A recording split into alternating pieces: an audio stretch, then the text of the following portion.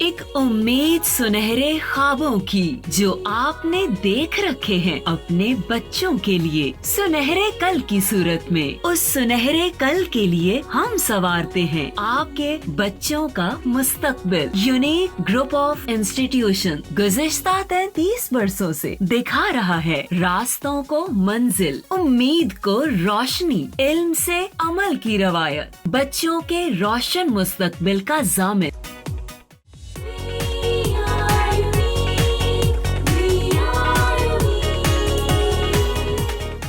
अस्सलाम वालेकुम, मेरा नाम मोहम्मद ताहिर और मैं 9th क्लास मैथमेटिक्स के लेक्चर नंबर 53 के साथ आज आपके साथ मौजूद हूँ। पिछले कुछ लेक्चर से हमने डेमोन्स्ट्रेटिव ज्योमेट्री स्टार्ट की हुई है। डेमोन्स्ट्रेटिव ज्योमेट्री जिसका प्योरली काम कॉन्सेप्ट से रिलेटेड है, और जैसा कि लास्ट लेक्चर में भी मैंने आप लोगों से डिस्कस किया है कि उम्मीद है कि आप लोग इन कॉन्सेप्ट्स को बहुत अच्छा एंजॉय कर रहे होंगे। और आज जो हम टॉपिक स्टार्ट कर रहे हैं, आज जो काम हमने एक्चुअली करना है, ये हमारा पिछली सारी डिस्कशंस का पर्पस था। यानी हम थ्योरम्स से रिलेटेड काम करना चाह रहे हैं, थ्योरम्स प्रूव करना चाह रहे हैं, थ्योरम डिस्कस करना चाह रहे हैं, और उसके लिए जितनी प्री रिक्वायरमेंट थी वो हम पिछले 3 से 4 लेक्चर्स के दौरान हम वो पूरी कर चुके। फिर पिछले लेक्चर में हमने ये भी देखा, थ्योरम का मतलब बताया आपको, थ्योरम होता क्या है। तो आज हम फर्स्ट थ्योरम स्टार्ट कर रहे हैं। स्टार्ट करने से पहले मैं थोड़ा यहाँ पर एक बड़ी ज़रूरी बात डिस्कस करता हूँ, वो ये कि पास्ट में ये बुक 2011 से हमारी 2012 से हमारे सिलेबस का पार्ट है। 2012 से लेकर अब तक हर दफ़ा जो सिलेबस की डिवीज़न दी जाती है, उस डिवीज़न के मुताबिक आपके डेमोन्स्ट्रेटिव ज्योमेट्री के यानी थ्योरम्स वाले जो चैप्टर्स हैं, चैप्टर नंबर 10 से चैप्टर 16 तक, ये 7 चैप्टर्स बनते हैं। तो थ्योरम इनमें से चैप्टर 12 और चैप्टर 16 में से आता है। यानी चॉइस कुछ यूँ होती है कि एक थ्योरम चैप्टर 12 में से आता है और एक थ्योरम चैप्टर 16 में आता है, उनके दरमियान और वाली चॉइस होती है। तो पास्ट में हम यही किया करते थे कि बाकी थ्योरम्स जितने ज़रूरी होते थे उतने करवाए, लेकिन ज़्यादा फोकस हमारा होता था चैप्टर 12 और चैप्टर 16 के थ्योरम्स पर। यही बात आप लोगों के बड़े बहन भाई यकीनन आप लोगों को गाइड कर रहे होंगे। इस वजह से बेटे मुझे एक्सप्लेन करना पड़ रही है ये बात आप लोगों को। तो हम लोग भी क्लास में स्टूडेंट्स को यही काम पर ज़्यादा फोकस करवाया करते, क्योंकि बोर्ड की वेटेज देखी जाए ना, तो इस चैप्टर में जो पास पे अब तक होता रहा है यही था, एक MCQ आना है और एक शॉर्ट क्वेश्चन आना है। अब वो शॉर्ट क्वेश्चन डेफिनेशन वाला भी हो सकता है, या इसकी रिव्यू में 1-2 शॉर्ट क्वेश्चन हैं सॉल्व करने वाले, वो भी हो सकता है, वो कोई भी हो सकता है। तो एक MCQ और एक शॉर्ट क्वेश्चन। MCQs के बारे में अगर हम बात करें तो इनकी रिव्यू एक्सरसाइज में MCQs हैं ही कोई नहीं इन चैप्टर्स की। तो चैप्टर के अंदर जो स्टेटमेंट्स बनती हैं, जो कुछ इम्पॉर्टेंट कॉन्सेप्ट्स बनते हैं, उन्हीं कॉन्सेप्ट्स को बेस करता हुआ हम MCQs बना लेते हैं, जो कि ये सारे का सारा काम यूनिक नोट्स में करके रख दिया गया है। यूनिक नोट्स में ये सारे का सारा काम बहुत अच्छे तरीके से मौजूद है, राइट। अब इस साल चूँकि लॉकडाउन की वजह से, टाइम ड्यूरेशन ज़्यादा होने की वजह से, सिलेबस की क्या सूरत हाल बनती है, पेपर्स कब होते हैं, किस तरह से होते हैं, पेपर का पैटर्न क्या होगा, फॉर्मेट क्या होगा, इट कुड बी चेंज्ड। ऐसा कोई अनाउंसमेंट बोर्ड की तरफ से नहीं है, कुछ ऐसा नहीं है, लेकिन इसके बावजूद एहतियातन मैं वो थ्योरम्स भी अब आपको करवाने लगा हूँ कि जो पास में नहीं आया करते थे, क्योंकि आ सकते हैं अब। दूसरा ये फ़ायदा होगा कि आप लोगों को जो हमारे ज़्यादा इंपॉर्टेंट थ्योरम्स हैं, ज़्यादा कंसर्न थ्योरम्स हैं, उन तक पहुँचने से पहले हम थ्योरम्स नामी चीज़ से बड़ा अच्छा फेमिलियर हो चुके होंगे। तो ये हमें ख़ासा बेनिफिट देगा ये थ्योरम स्टार्ट करने से पहले मैं आपको कॉन्ग्रेंट ट्राइंगल्स वाला कॉन्सेप्ट रिकॉल करवा रहा हूँ। कॉन्ग्रेंट ट्राइंगल्स कब कॉन्ग्रेंट हम मानते थे? 2 triangles are said to be congruent, symbolically written congruent का सिंबल होता था। ये वाला सिंबल जो है ये कॉन्ग्रेंट का सिंबल है। अब ये सिंबल होता था if there exist correspondence between them, याद कीजिए प्रीवियस लेक्चर्स के दौरान मैं बार बार बताता रहा हूँ कि कोरस्पॉन्डेंस फर्स्ट स्टेप होता है। दो ट्राइंगल्स के दरमियान कॉन्ग्रेंट की तरफ आने से पहले फर्स्ट स्टेप के तौर पर हम उनकी कोरस्पॉन्डेंस लेते हैं। तो if there exist correspondence between them such that all the corresponding sides and angles are congruent, यानी सिंपल वर्ड्स में अगर दो ट्राइंगल्स के सिक्स बेसिक एलिमेंट्स अगर आपस में कॉन्ग्रेंट हैं, इक्वल हैं, तो ऐसे ट्राइंगल्स को हम कॉन्ग्रेंट ट्राइंगल्स का नाम देते हैं, राइट। अब कॉन्ग्रेंट ट्राइंगल्स के 4 केसेस प्रीवियस लेक्चर में हमने डिस्कस किए थे। पहला था SAS पोस्टुलेट, यानी साइड एंगल साइड पोस्टुलेट। अब वो चूंकि पोस्टुलेट था so it need not to be proved, basic assumption होता है, उसको प्रूव नहीं करना था। रिमेनिंग 3 केसेस उसके थ्योरम्स थे। सेकंड वन था ये एंगल साइड एंगल वाला, ASA congruent to ASA। Third था SSS congruent to SSS, side side side वाला केस था। और फोर्थ था hypotenuse side congruent to hypotenuse side, particularly for right angle triangle था। तो उनमें से side angle side postulate last time बड़ी डिटेल से हम डिस्कस कर चुके। अब जो सेकंड केस है थ्योरम 10.1 10th चैप्टर का फर्स्ट थ्योरम बेसिकली उसी कॉन्सेप्ट से रिलेटेड है, एंगल साइड एंगल का। तो थ्योरम की अगर हम स्टेटमेंट देखें, कल डिस्कस की थी हमने शॉर्ट क्वेश्चन के पॉइंट ऑफ व्यू से, आई एम श्योर कि आप लोगों को काफ़ी हद तक बल्कि पूरी तरह याद भी होगी। तो एंगल साइड एंगल, अब चूंकि कॉन्सेप्ट आपको याद है तो आप लोग अपने माइंड में खुद ब खुद रिकॉल कर सकते हैं स्टेटमेंट, इसकी कोई मुश्किल बात नहीं है। क्या हुई statement? In the correspondence of two triangles, any two triangles, in any correspondence of two triangles, if two angles and one side of a triangle are congruent to the corresponding sides and angle of other triangle, then the triangles are congruent। यानी दो triangles की correspondents में अगर एक triangle के दो angles और कोई सी भी एक साइड दूसरी ट्राइंगल के कोरिस्पॉन्डिंग दो एंगल्स और एक कोरिस्पॉन्डिंग साइड के कॉन्ग्रेंट अगर हो जाए, then the whole triangles are considered to be congruent. Once again मैं स्टेटमेंट बोल रहा हूं, in any correspondence of two triangles, दो ट्राइंगल्स की कोरिस्पॉन्डेंस, in any correspondence of two triangles, if two angles and one side of a triangle are congruent to the corresponding two angles and one side of other triangle, then the triangles are congruent। यानी दो triangles की correspondents, पहला step बार बार मैं remind करवा रहा हूं कि पहला स्टेप कोरिस्पॉन्डेंस। तो दो ट्राइंगल्स की किसी गिवन कोरिस्पॉन्डेंस के अंदर एक ट्राइंगल के कोई से दो एंगल्स और एक साइड, दो एंगल्स और एक साइड दूसरी ट्राइंगल के कोरिस्पॉन्डिंग टू एंगल्स और वन साइड के अगर कॉन्ग्रेंट आ जाए, then the whole triangles are congruent. इस बात को हमें प्रूव करना है। इसके मुताबिक स्टेटमेंट आप लोगों को समझ आई, स्टेटमेंट याद हो चुकी। पेपर में थ्योरम आता कैसे है? स्टेटमेंट गिवन होती है, प्रूव दैट, यानी इससे पहले लिखा आता है। अगर ये पेपर में आना है तो लिखा आएगा प्रूव दैट, दो वर्ड पहले लिखे होंगे, prove that in any correspondence of two triangles, if one side and any two angles of one triangle are congruent to the corresponding side and angles of other, then the triangles are congruent। ये इस तरह question होगा, ये question होता है।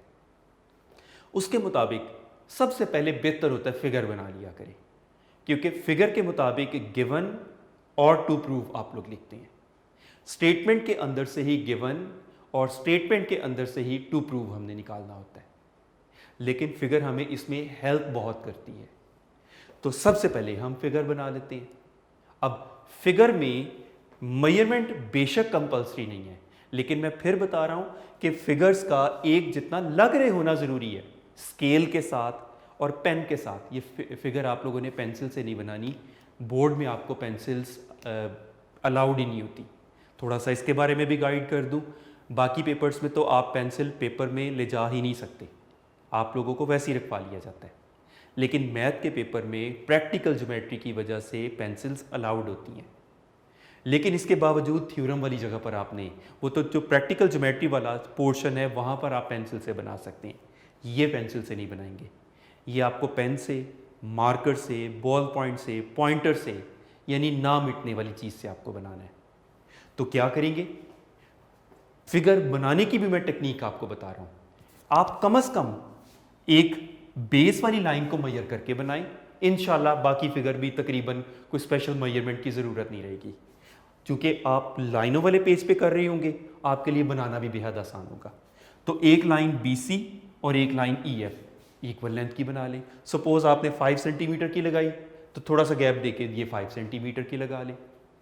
अब अगली measurement कोई बहुत ज़्यादा नहीं चाहिए, अप्रॉक्सीमेटली 1 सेंटीमीटर 2 सेंटीमीटर कर लें, कोई फिक्स नहीं है, जितना भी आप कर सकें। चलिए आपने 2 सेंटीमीटर के डिस्टेंस पर यहाँ पर डॉट लगा के स्केल की मदद से सीध में ऊपर लाइनें तो लगी होगी ना, तो 2 या 3 लाइनें छोड़ के वो जो लाइनें लगी होती हैं पेज पर, उसमें दूसरी तीसरी लाइन पर आपने एक डॉट लगा दिया। यही काम इसके साथ किया कि 2 सेंटीमीटर छोड़कर यहाँ डॉट लगा के उतनी ही लाइनें छोड़कर वहाँ डॉट लगा दिया। वो पॉइंट्स A और D होंगे। A को B से और A को C से मिला दिया, D को E से, D को F से मिला दिया। आप लोग जो फिगर्स बनाएंगे बहुत ज़्यादा मेजरमेंट की ज़रूरत तो नहीं पड़ी, सिर्फ बेस को मेजर करके आपको बनाना पड़ा ना, ऊपर वाली लाइनें भी आपकी ठीक आ जाएंगी, फिगर्स एक जैसी नज़र आ रही होंगी। तो सबसे पहले आपने फिगर बनाई, जो स्टेप्स आपको बताए उन स्टेप्स के मुताबिक ट्राइंगल ABC और ट्राइंगल DEF बनाई। वो बनाने के बाद अब हम गिवन भी लिख रहे हैं और साथ साथ यहां मार्क भी कर रहे हैं। गिवन में क्या था, in any correspondence of 2 triangles. तो सबसे पहले गिवन में कोरेस्पॉन्डेंस दोनों ट्राइंगल्स की, ट्राइंगल ABC और ट्राइंगल DEF। अब स्टेटमेंट के अंदर कहीं ABC नहीं लिखा, स्टेटमेंट के अंदर कहीं DEF नहीं लिखा, वो नाम तो बेटे आपको खुद देने हैं ना। अब यहां सवाल ये पैदा होता है, क्या ज़रूरी है ABC और DEF ही रखें? XYZ, LMP कुछ भी रख सकते हैं, LMN रख लें, मतलब कोई भी आप नाम रख सकते हैं, कर सकते हैं। But I recommend, I insist, not only recommend, I insist, इन नामों को चेंज मत करें। नामों को चेंज करने से आपको यह चेंज सारे थ्योरम में लानी पड़ेगी। आपने बड़ी मेहनत से थ्योरम तैयार किया होता है, ये चेंज लाने से आप जितना मर्जी अच्छा कॉन्सेप्ट रखें, कहीं ना कहीं गलती हो जाती है। तो उस गलती से अवॉइड करने के लिए बेहतर नहीं है कि हम फिगर में पॉइंट्स के नाम भी वही रखें जो बुक के अकॉर्डिंग नहीं है। चले इन केस आपने सारा थ्योरम में ठीक कर लिया, अब वहाँ पेपर चेक करने वाले के पास बहुत ज़्यादा पेपर्स होते हैं। अब ड्यूरिंग चेकिंग उसे एक डिफरेंट चीज़ नज़र आई, हो सकता है एग्जामिनर उसको ज़्यादा डिटेल से पढ़ने की जहमत ना करे, वो सिंपल क्रॉस कर दे। हो सकता है आपने ठीक लिखा हो लेकिन वो उसको अंडरस्टैंड ही ना कर पाए हो। तो इसलिए बेटे मैं ये ज़रूर कह रहा हूँ कि अलाउड है, जो मर्जी आप पॉइंट्स रख सकते हैं, लेकिन ऐसा करना नहीं है आप लोगों ने पॉइंट्स वही रखने हैं जो बुक के अकॉर्डिंग नहीं है। इसमें बेटा आप लोगों की सेफ्टी है। इसका मतलब ये मत समझ लीजिए कि मैं कोई रट्टा प्रमोट कर रहा हूँ। मैं ये चाहता हूँ आप इतना अच्छे कॉन्सेप्ट के साथ आप लोग थ्योरम समझ रहे हैं, आप लोग बेहतरीन कॉन्सेप्ट के साथ थ्योरम तैयार कर रहे हैं, और सारा करने के बावजूद आपका वहाँ पर गलती हो जाती है या एग्जामिनर से गलती हो जाती है तो सारा किया कराया ज़ीरो हो जाता है। तो इतनी सारी चीज़ से अवॉइड करने के लिए हम थोड़ा सा एक छोटी सी एफर्ट और कर लेते हैं कि फिगर के पॉइंट्स को भी हम चेंज ना करें, इवन उनकी ओरिएंटेशन को कोशिश करें ना चेंज करें। ना चेंज करने से आपको इस थ्योरम में भी कोई कन्फ्यूजन नहीं होगी इंशाल्लाह। तो दो एक जैसी लगती हुई ट्राइंगल्स बनाई। अब हम स्टेटमेंट को देखते हैं, इन एनी कोरस्पॉन्डेंस। तो ट्राइंगल ABC और ट्राइंगल DEF की कोरस्पॉन्डेंस, तो स्टार्ट ही देखें गिवन का, ट्राइंगल ABC ट्राइंगल DEF के दरमियान कोरस्पॉन्डेंस से स्टार्ट किया। अगली बात, in any correspondence of two triangles, वो ट्राइंगल्स के भी नाम हमने बता दिए। If one side and any two angles of one triangle are congruent to the corresponding side and angles of other, यानी एक एक साइड दोनों की सेलेक्ट करनी है। चलिए वो BC और EF हो गई, और ये देखिए कट्स के सिंबल शो कर दिए, साथ ही सिंबल भी बनाना शुरू कर दिए, ताकि फिगर में सिंबॉलिकली भी हम रिप्रेजेंट करें और यहां पर लिख भी रहे हूं। और दो angles, angle B, angle E, angle C, angle F के कॉन्ग्रेंट। यहां पर आप कट्स का सिंबल भी शो कर सकते हैं, लेकिन यूं भी कर सकते हैं आप, कोई ज़रूरी नहीं है कि कट्स का सिंबल करें। आप ये भी कर सकते हैं, एंगल B को आपने एंगल E के कॉन्ग्रेंट शो करना है तो आप सिंगल आर्क के कॉन्ग्रेंट शो कर दें, तकरीबन एक जैसा रखते हुए कंपास से किया करें तो बेटर है, ज़्यादा अच्छा साफ सुथरा काम लगता है। और इनको आपस में कॉन्ग्रेंट शो करना चाह रहे हैं एंगल C एंगल F को, तो यूं कर लें, डबल आर्क शो कर लें,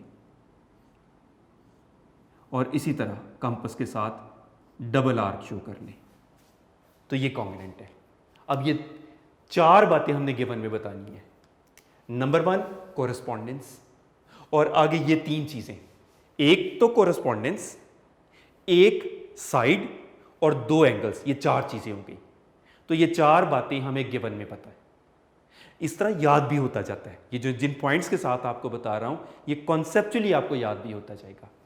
तो in correspondence of triangle ABC and triangle DEF, सबसे पहले हमने बताया angle B is congruent to angle E। फिर हमने बताया साइड BC, ऊपर लाइन सेगमेंट का निशान है, ये सिंबल्स नहीं आप लोगों ने गलत करने, is congruent to line segment यानी साइड EF, लाइन सेगमेंट का निशान उस पर भी। तीसरा angle C is congruent to angle F। तो अब मैं स्टेटमेंट के साथ इसको कंपेयर कर रहा हूं, स्टेटमेंट बोल रहा हूं लेकिन गिवन बता रहा हूं। In the correspondence of, in any correspondence of two triangles, if one side and two angles of one triangle are congruent to the corresponding side and angles of other, यहां तक हमने गिवन लिख लिया। Then के बाद वाला हिस्सा to prove है, तो प्रूव क्या करना है, then the triangles are congruent. तो देखें टू प्रूव में triangle ABC is congruent to triangle DEF। तो देखें स्टेटमेंट, फिगर, गिवन और टू प्रूव थ्योरम का पूरा मतलब आपको समझा रही है। तो वंस अगेन यहां तक बता रहा हूं क्या हुआ, स्टेटमेंट में क्या था बात, in any correspondence of two triangles, if one side and two angles, any two angles of a triangle are congruent to the corresponding side and angles of other, then the triangles are congruent. Statement के बाद हमने क्या किया, figure बनाई दो measurements के साथ, जो मेजरमेंट्स जहां तक आपको बताई, मेजरमेंट्स के साथ दो एक जैसी लगती हुई ट्राइंगल्स बनाई, triangle ABC and triangle DEF। और वही बात, पॉइंट्स के नाम कोशिश करें वही रखें, इवन उनकी ओरिएंटेशन तक वही रखें, उनका पॉइंट्स की प्लेसेस तक वही रखें, और रीजन आपके सामने मैंने डिस्कस कर ली। उसके बाद हमने गिवन लिखा, देखें स्टेटमेंट गाइड कर रही है, इन एनी कोरस्पॉन्डेंस, तो कोरस्पॉन्डेंस ऑफ टू ट्राइंगल्स ली, in any correspondence of two triangles, if one side and two angles, तो one side and two angles of one triangle are congruent to the corresponding side and angles of other. तो ये तीन बातों का जिक्र किया, side BC congruent to side EF, angle B congruent to angle E, angle C congruent to angle F। तो ये चार बातें गिवन में हमें पता है, वो गिवन में हमने लिख ली। देन स्टेटमेंट का अगला हिस्सा पढ़ा, then the triangles are congruent, ये आपको प्रूव करना है। तो टू प्रूव क्या हुआ, triangle ABC is congruent to triangle DEF। आपको दोनों ट्राइंगल्स कॉन्ग्रेंट प्रूव करनी है, राइट? यहां तक होपफुली आप लोगों को समझ आ गया। अब हाउ टू प्रूव, थ्योरम्स को प्रूव करने के मुख्तलिफ तरीके हैं। समटाइम्स हमें कंस्ट्रक्शन भी नहीं करनी पड़ती, इजीली छोटा सा थ्योरम जल्दी प्रूव हो जाता है। समटाइम्स हमें कंस्ट्रक्शन करनी पड़ती है, उसके थ्रू एक तरह हेल्प लेनी पड़ती है, यानी एक तरह ब्रिज के तौर पर वो काम करता है कंस्ट्रक्शन, और आप प्रूव कर रही होती हैं, स्टेटमेंट उसके मुताबिक आप प्रूव कर रही होती हैं। इस थ्योरम में हमारे पास कोई इतना डायरेक्ट तरीका ना मिल सका, तो हमने इनडायरेक्टली एक टेक्निक अप्लाई की, और वो क्या, वैसे तो ट्राइंगल्स हमें कॉन्ग्रेंट प्रूव करनी है, कॉन्ग्रेंट होगी तो इसके 6 के 6 बेसिक एलिमेंट्स इसके 6 के 6 बेसिक एलिमेंट्स के कॉन्ग्रेंट होंगे, पूरी सब कुछ कॉन्ग्रेंट आएगा। लेकिन हम एक रॉन्ग सपोजिशन ले लेते हैं, ऑल्टरनेट ले लेते हैं, दूसरा रास्ता इख्तियार करके देख लेते हैं। मैं इसकी मिसाल आपको यही देता हूँ कि एक स्टूडेंट को मैं यहाँ से क्लास से भेजता हूँ कि नीचे जाके प्रिंसिपल ऑफिस में चेक करके आओ, वहाँ पर प्रिंसिपल तशरीफ़ फरमाऊँगी। स्टूडेंट ने नीचे जाके चेक किया तो उसने मुझसे पूछा कि प्रिंसिपल ऑफिस कहाँ पर है। मैंने उसे पूरा रास्ता बताया कि आप इस रूम से बाहर जाएंगे, कॉरिडोर से जाएंगे, सीढ़ियाँ उतर के नीचे जाएंगे, फिर एक कॉरिडोर आएगा, कॉरिडोर के एंड पे प्रिंसिपल ऑफिस आएगा। अब उस स्टूडेंट ने क्या किया, उस चीज़ को अंडरस्टैंड करना चाह रहा था। उसने कहा चले मैं आपकी बात को नहीं अज्यूम करता। सपोज़ उसने क्या किया, सपोज़ कर लिया कि वो रूम प्रिंसिपल ऑफिस नहीं है, उसके सामने वाला रूम प्रिंसिपल ऑफिस है। तो वो क्या करेगा, यहाँ से जाएगा कॉरिडोर, स्टेयर्स से नीचे वाला कॉरिडोर, कॉरिडोर के एंड पर जाएगा तो राइट साइड की बजाय लेफ्ट साइड वाला लास्ट रूम में चला गया। वहाँ गया तो पता चला वो तो इंक्वायरी ऑफिस है, वो तो प्रिंसिपल ऑफिस नहीं है। तो उसे अपनी रॉन्ग सपोजिशन का पता चला, और फिर उसको ये बात एक्सेप्ट करनी पड़ेगी कि जिस तरह से सर ने बताया था हमें उसके मुताबिक करना पड़ा, वही बात दुरुस्त होगी। तो चूंकि हमारे पास इस थ्योरम को प्रूव करने का कोई डायरेक्ट जरिया नहीं था, तो इनडायरेक्टली हमने कंस्ट्रक्शन क्या की, सपोज कर लिया कि ए बी डी ई के कॉन्ग्रेंट नहीं है, नॉट कॉन्ग्रेंट। मैथमेटिक्स में बेटा किसी भी सिंबल के ऊपर नॉट, जैसे हम नो पार्किंग का देखते हैं, कभी देखा है ना नो पार्किंग का सिंबल, रोड के ऊपर वो सर्कल, वो जो उसका साइन की जगह बनी होती है, उस सर्कल के ऊपर पी लिख के ना उसके ऊपर लाइन शो की गई होती है। तो उसी तरह मैथमेटिक्स में भी किसी भी सिंबल को अगर हम नो या नेगेट करना चाहें तो वो सिंबल डाल के उसके ऊपर एक लाइन शो कर देते हैं। तो हमने सपोज क्या किया, ए बी एक्चुअली हमें प्रूव करने के डी ई के कॉन्ग्रेंट है, तो हमने एक सपोजिशन कर ली कि suppose A B is not congruent to D E, बल्कि क्या है, take a point M on D E, D E के ऊपर एक पॉइंट हमने ले लिया एम, ये M, such that D E A B और एम ई कॉन्ग्रेंट है। ए बी ये और एम ई ये दोनों आपस में कॉन्ग्रेंट हैं। बल्कि मैं दूसरे मार्कर से शो कर देता हूं, ये ए बी और एम ई ये दोनों आपस में कॉन्ग्रेंट है, हमने ये अज्यूम कर लिया। और फिर उसके बाद ज्वाइन कर लिया पॉइंट एम को एफ के साथ।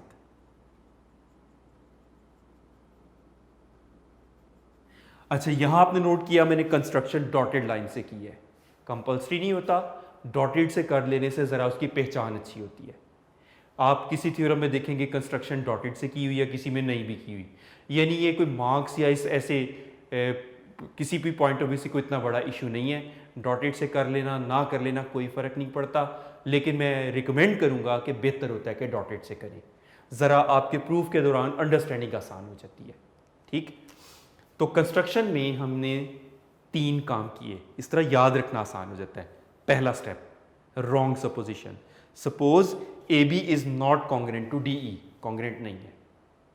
दूसरा काम, take a point M on D E, लेकिन अब उसको हम एक्सप्लेन भी तो कर रहे हैं ना कि वो पॉइंट एम कैसा है, such that M E is congruent to A B और एम ई आपस में कॉन्ग्रेंट है। ठीक, ये दूसरा काम हो गया। तीसरा काम, join point M with F. अब यहां तक करने के बाद अब हम आते हैं प्रूफ पर प्रूफ के दो हिस्से होते हैं, स्टेटमेंट्स एंड रीजंस। स्टेटमेंट हम कोई देते हैं तो उसको जस्टिफाई करने के लिए रीजन देनी पड़ती है।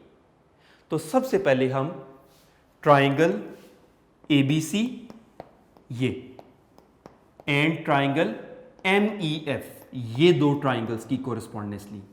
एक तो पहले वाली ट्राइंगल थी, दूसरी कंस्ट्रक्शन वाली कंस्ट्रक्टेड ट्राइंगल। तो ट्राइंगल ABC और ट्राइंगल MEF की कोरस्पॉन्डेंस ले ली, ये सबसे पहले इनकी कोरस्पॉन्डेंस ली। अब इस कोरस्पॉन्डेंस में हमने ऐसा किया क्यों? एक्चुअली इसका जो इनडायरेक्ट तरीका था, हमारे माइंड में जो प्लान है, जो ट्रैक है जिस पर चल के हमने ये करना है, वो ये है कि पहले हम ट्राइंगल ABC को ट्राइंगल MEF के कॉन्ग्रेंट प्रूव करेंगे, जो कि साइड एंगल साइड के जरिए इजीली हम कर सकते हैं। फिर फर्दर जो एविडेंसेस हमें मिलेंगी उनसे हमें पता चलेगा कि ये दोनों पॉइंट सेम है, तो हमारी वो सपोजिशंस जो थी वो रॉन्ग प्लेस पर थी, तो करेक्ट प्लेस के मुताबिक हम फिर अपनी जो एक्चुअल कंसर्न ट्राइंगल्स हैं उनको प्रूव करेंगे। तो यही वजह है कि स्टार्ट ही हमने ट्राइंगल ABC और ट्राइंगल MEF इन दोनों की कोरस्पॉन्डेंस से स्टार्ट लिया। अब इस कोरस्पॉन्डेंस में सबसे पहले हमने कहा AB is congruent to ME, यानी ये AB is congruent to ME। Reason, construction में हमने खुद ही तो ये काम किया था, AB कॉन्ग्रेंट टू ME। तो रीजन, कंस्ट्रक्शन, अलाइनमेंट का बड़ा ख्याल रखना है। आपके पास तो अलाइनमेंट बड़े आराम से आप एडजस्ट कर सकते हैं कि एक लाइनों वाला पेज होगा ना, तो जिस लाइन पर स्टेटमेंट लिखी उसके सामने ही रीजन भी लिख दी। Number 2, BC congruent to EF, ये BC EF के कॉन्ग्रेंट, ये तो बेटे आपको गिवन था, BC कॉन्ग्रेंट टू EF, ये तो गिवन था, ये हमें ऑलरेडी पता था इस बात का। Number 3, angle B is congruent to angle E, ये भी तो गिवन था, angle B congruent to angle E, ये दोनों एंगल्स गिवन था। अब इन दो ट्राइंगल्स की, ये पूरी और ये छोटी ट्राइंगल की कोरस्पॉन्डेंस में चार बातें थी ना। नंबर 1 कोरस्पॉन्डेंस, इस कोरस्पॉन्डेंस में नंबर 2 AB ME के कॉन्ग्रेंट हम डिस्कस कर चुके। Number 3 angle B angle E के कॉन्ग्रेंट हम डिस्कस कर चुके।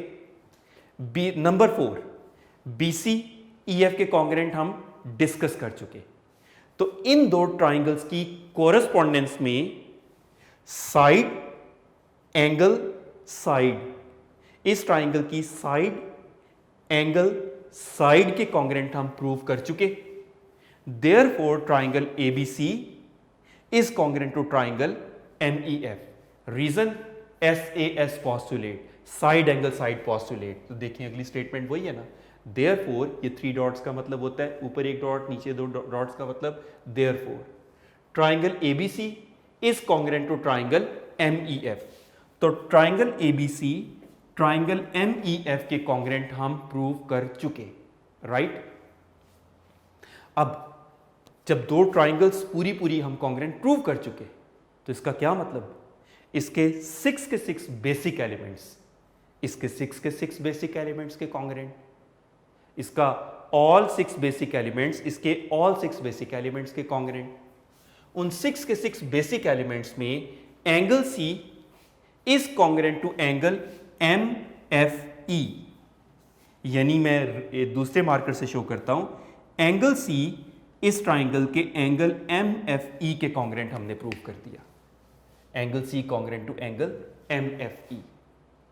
अब यहां पर हमने एंगल पूरा नाम क्यों लिखा MFE, खाली F भी तो लिख सकते थे, ऐसा नहीं होता। उसकी वजह मैं एग्जांपल देता हूं कि मैं क्लास में एक बच्चे से कहता हूं कि ड्यूरिंग लेक्चर एक बच्चे को काम भेजता हूं कि आप नीचे ऑफिस में जाएं और वहां से मार्कर की इंक लेकर आए, और बच्चे का मैं नाम लेता हूं अहमद। अहमद आप जाएं और मार्कर इंक ऑफिस से लेकर आए। अब क्लास में अहमद 3 थे, अहमद अली, अहमद हसन और अहमद बिलाल, ये 3 अहमद थे। अब वो तीनों अहमद कंफ्यूज कि पता नहीं कौन से अहमद को कहा है सर ने। मुझे ऐसी सूरत में क्लियर मेंशन करना चाहिए। चलिए मैं एग्जांपल अहमद हसन, मेरे माइंड में था मैं अहमद हसन को कहना चाह रहा हूँ, तो मुझे क्लियर भी बताना पड़ेगा कि अहमद हसन आप जाएं इंक्वायरी ऑफिस से उनको रिक्वेस्ट करें कि अटेंडेंट को भेज के मार्करिंग दे दें सो दैट कि हम अपना मैथ का काम जारी रख सकें। तो मुझे ये बात क्लियर करनी पड़ी। अब पॉइंट एफ पर आप नोट करें, अब एक अकेला एंगल नहीं रह गया इस कंस्ट्रक्शन के बाद। जब तक कंस्ट्रक्शन नहीं थी तब तक एंगल एफ अकेला था, तो इसीलिए हमने गिवन के अंदर एंगल एफ का जिक्र किया। लेकिन जब से हमने कंस्ट्रक्शन की है तो एफ पॉइंट पर ज़्यादा एंगल्स बन गए हैं। डी एफ ई भी है, एम एफ ई भी है और एम एफ डी भी है। तो हमें क्लियर मेंशन करना पड़ेगा ना कि कौन सा एंगल। तो जब ये दो ट्राइंगल्स हमने कॉन्ग्रेंट प्रूव कर दी तो इसके तीनों एंगल्स के कॉन्ग्रेंट, उन तीनों एंगल्स में angle C congruent to angle M F E. Reason, corresponding angles of congruent triangles, congruent triangles के कोरिस्पॉन्डिंग वाले एंगल्स कॉन्ग्रेंट होते हैं। ये बड़ी कॉमन रीजन है, थ्योरम में सबसे ज्यादा आने वाली रीजन। किसी जगह पर corresponding sides of congruent triangles आता है और किसी जगह पर corresponding angles of congruent triangles आता है। अब चूंकि यहां एंगल्स का जिक्र था तो corresponding angles of congruent triangles. एक और बात आपने नोट की होगी कि यहां पर चूंकि रीजन बड़ी थी, दो लाइनों पर लिखती, तो जो मैंने अगली स्टेटमेंट दी है वहां गैप दे के लिखी ना। तो बेटे आप लोगों ने भी इस अलाइनमेंट का ख्याल रखना है, राइट। अब यहां पर एक और चीज कंफ्यूजन आप लोगों के जहन में आ रही होगी कि 1 2 3 ये नंबरिंग मैंने क्यों की है, इसकी जरूरत हमें आगे जाके पड़ेगी, इसलिए मैंने अभी जानबूझ के इसको डिस्कस नहीं किया। हो सकता है किसी के माइंड में आ रही हो, जहां जरूरत पड़ती है हम उसके मुताबिक भी नंबरिंग पीछे जाके कर लेते हैं। तो लेकिन एंगल सी तो एंगल डी एफ ई के कॉन्ग्रेंट था, एंगल सी पूरे एंगल एफ यानी एंगल डी एफ ई के कॉन्ग्रेंट, ये तो गिवन था आपको, angle C congruent to angle F. और यहां पर एंगल एफ का मतलब पूरा एंगल डी एफ ई है, ये तो हमें गिवन था। अब angle C angle M F A के भी congruent, angle C angle D F E के भी कॉन्ग्रेंट। तो दोनों की लेफ्ट साइड सेम है तो राइट साइड आपस में भी तो इक्वल होगी, जिसको हम ट्रांजिटिव प्रॉपर्टी भी कह सकते हैं। इक्वालिटी की हमने एग्जाम्स के दौरान भी डिस्कस की थी कि ये एंगल सी के कॉन्ग्रेंट, एंगल सी आगे से इस एंगल के कॉन्ग्रेंट, तो फिर एंगल एम एफ ई और एंगल डी एफ ई ये दोनों आपस में भी तो कॉन्ग्रेंट होंगे, राइट। और इसकी रीजन देखें, both congruent to angle C. अब एंगल गौर से देखते हैं, एंगल डी एफ ई और एंगल एम एफ ई, ये दोनों एंगल्स फिर से देखें, एंगल डी एफ ई और एंगल एम एफ ई, ये भी अभी हम कॉन्ग्रेंट प्रूव कर चुके हैं। ये सिर्फ एक सूरत में कॉन्ग्रेंट हो सकते हैं कि जब डी और एम सेम पॉइंट हो। ये ऐसी सूरत नहीं हो सकता है क्योंकि बेस सेम, वर्टेक्स सेम, तो दूसरी आर्म सेम होगी तो एंगल्स इक्वल होंगे ना। तो एक ही सूरत में हो सकता है कि जब पॉइंट डी और पॉइंट एम सेम पॉइंट्स के नाम हो। तो this is possible only if D and M are the same points and M E D E के कॉन्ग्रेंट हो, ये एम ई डी ई आपस में कॉन्ग्रेंट हो। तो यहां पर हमारी वो supposition, suppose A B not congruent to D E वाली बात गलत निकली, लिहाजा ए बी डी ई के कॉन्ग्रेंट निकला, A B congruent to D E हुआ।